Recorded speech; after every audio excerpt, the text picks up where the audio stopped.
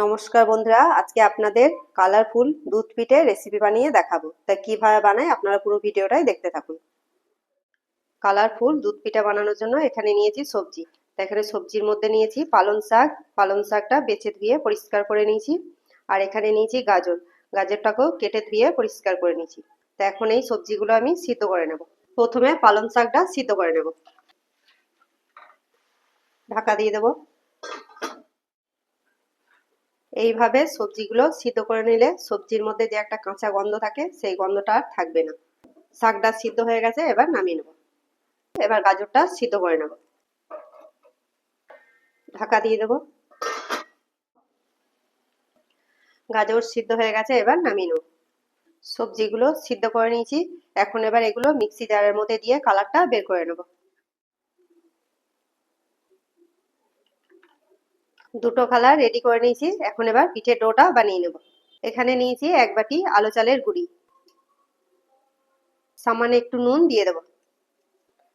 প্রথমে সবুজ কালার ডোটা বানিয়ে নেব। তাই এখানে পালং শাকের কালারটা নিয়ে নিয়েছি, এটা দিয়ে মেখে নেব।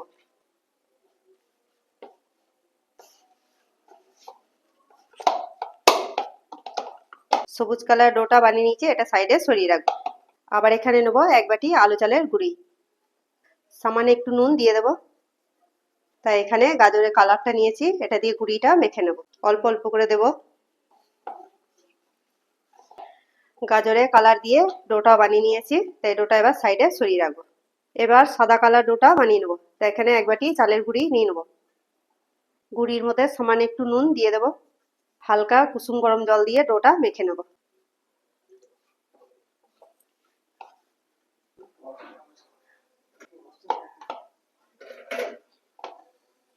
তিনটে ডো বানিয়ে রেডি করে নিয়েছি, এবার পিঠেগুলো বানিয়ে নেব। এই দেখুন বন্ধুরা, ঠিক এইভাবেই বানাবো পিঠেগুলো।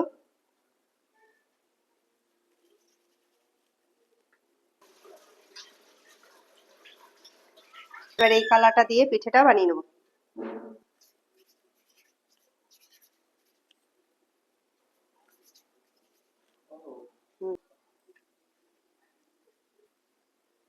এবার সাদা কালার পিঠেটা বানিয়ে নেব।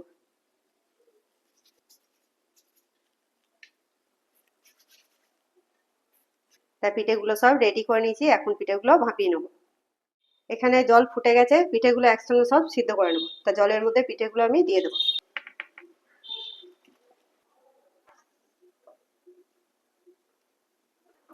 পিঠেগুলো ভালো করে সিদ্ধ করে নিয়েছি, এবার নামিয়ে নেব। একটা ছাঁকনির মধ্যে ঢেলে দেবো। ঠান্ডা জল দিয়ে পিঠেগুলো পরিষ্কার করে ধুয়ে নেব। পিঠেগুলো পরিষ্কার করে ধুয়ে নিয়েছি, এটা আবার সাইডে সরিয়ে রাখবো। এখানে নিয়েছি এক প্যাকেট দুধ। দুধটা এখন প্যানের মধ্যে দিয়ে দেবো। দুধটা ভালো করে জাল করে নেব। দুধটা ভালোভাবে ফুটে গেছে, এখন দুধের মধ্যে দেবো একটা তেজপাতা, দুটো এলাচ। এবার সিদ্ধ করে রাখা পিঠেটা দুধের মধ্যে দিয়ে দেবো। দুধের সঙ্গে ভালো করে মিশিয়ে নেব। এবার দুধে পরিমাণ মতো চিনি দিয়ে দেব।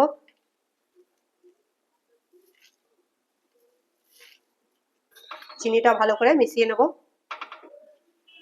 এই দেখুন বন্ধুরা, দুধ পিঠে রেডি। কত সুন্দর হয়েছে দেখুন, খুব সুন্দর হয়েছে। তা আর বেশি টানাবো না, এরপর দুধটা ঠান্ডা হয়ে গেলে টেনে যাবে। এবার নামিয়ে নেব। এই দেখুন বন্ধুরা, পিঠেটা ঠান্ডা হয়ে গেছে। তা এখন একটা জায়গার মধ্যে পিঠেটা ঢেলে নেব।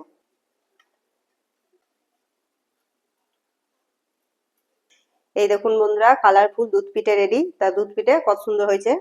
তা আপনারাও এইভাবে একবার বাড়িতে বানিয়ে দেখবেন, খুব সুন্দর হয়। আমার এই রেসিপি কেমন হয়েছে অবশ্যই কমেন্টে লিখে পাঠাবেন। ভালো লাগলে চ্যানেলটাকে ফলো করে দেবেন।